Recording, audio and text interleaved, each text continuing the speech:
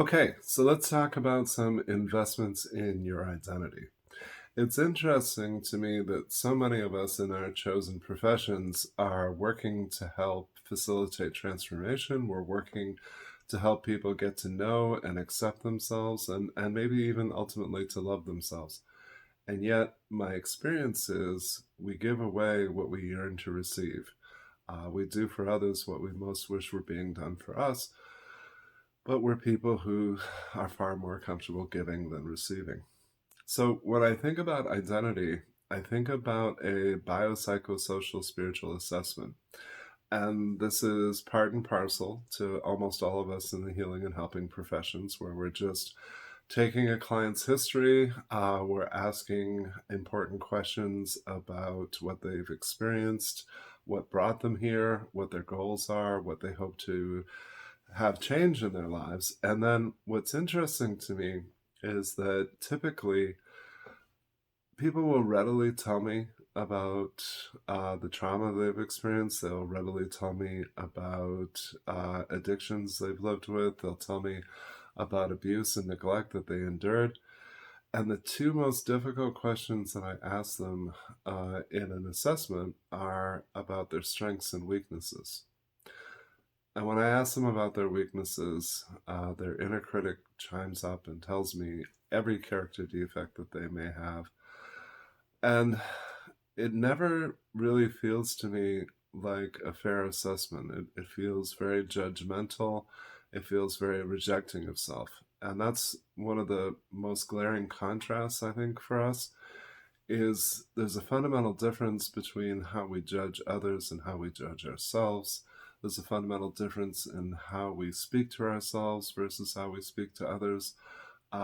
Everything that we look for in others is their strengths, the best things about them. But I rarely meet people in the healing and helping professions that have a healthy appreciation for their own strengths, for what's good about them. And then when I explore with a client or a colleague or people I supervise, what are their strengths? Inevitably, what they're going to describe to me is who they are to other people. So they're going to say things like, I'm loving, I'm caring, I'm nurturing, I'm supportive. And all of those are descriptors of who and how they are to others. But almost never is it really describing who they are to themselves. So I want to help people gain a greater appreciation for themselves. But what I notice is their self definition is based almost entirely in what they do. I worked with a brilliant counselor years ago who said to me, we're not really human beings because we don't know how to just be. We're human doers because we derive all of our worth from productivity, from things that we do for others. So when I talk with clients and people that I supervise, I'll ask them, what do you have that's just yours?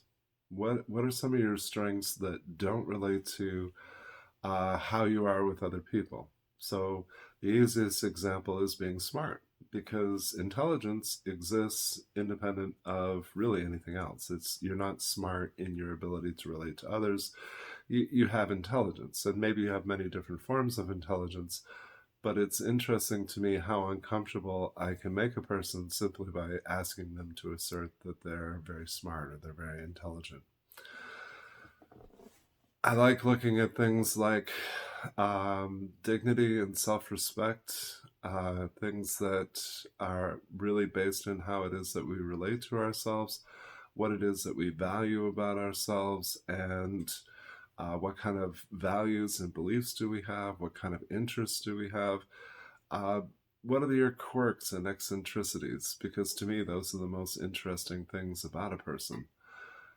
To have a sense of who I am, independent of all other people, was a distinctly uncomfortable thing for me because I had not learned my value. I had not learned a healthy appreciation about myself. Instead, what I internalized was how to be unmercifully critical of myself, how to be relentlessly demanding of myself.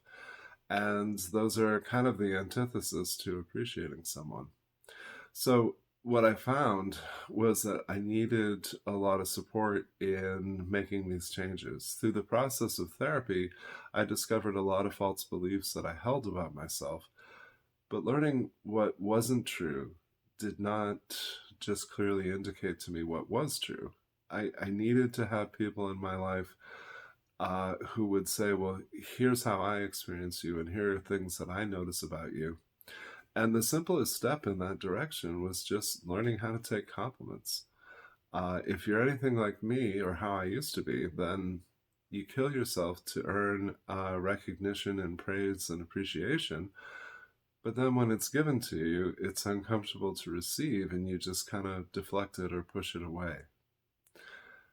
Those are painful lessons. But what I've learned is the more that I have self respect, the more that I have an appreciation for who I am as an individual, the more effective I am at helping other people establish their own identity. And that identity ideally is transformative.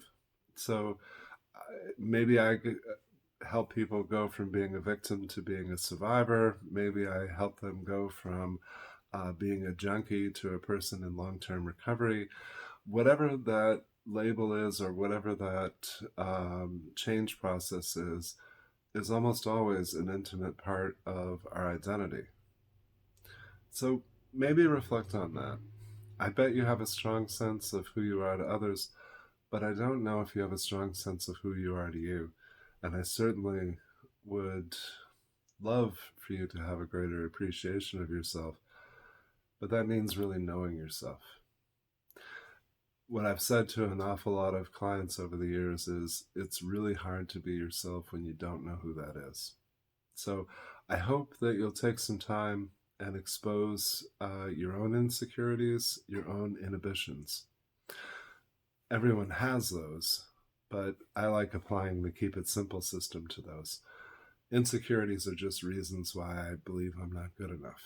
And inhibitions are fears that hold me back from doing and being as I most wish to be.